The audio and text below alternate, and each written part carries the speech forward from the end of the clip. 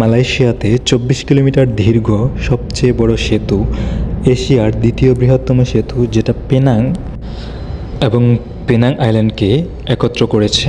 এটি মালয়েশিয়ার পেনাং রাজ্যের একটি দ্বৈত যানবাহন টোল সেতু।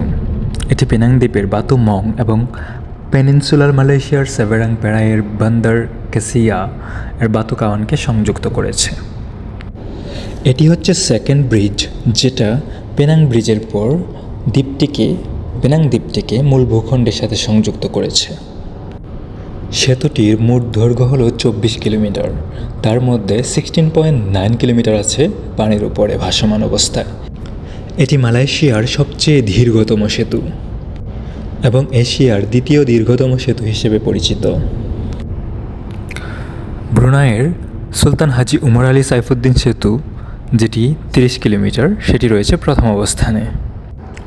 চায়নার হাওয়ার ইঞ্জিনিয়ার কোম্পানি 2009 সাল থেকে 2011 সাল নাগাদ প্রকল্পটি সম্পন্ন করে, কিন্তু সমাপ্তির তারিখ 2012 থেকে পরবর্তী সময়ে 2014-এ পিছিয়ে নেওয়া হয়। কিছু সঙ্গত কারণে সেতুটির নির্মাণ কাজ শুরু হয় 2008 সালে। সেতুটির প্রথম রোড কোড E22 দেওয়া হয়েছিল, কিন্তু পরবর্তী সময়ে সেটা পরিবর্তন করে E28 করা হয়।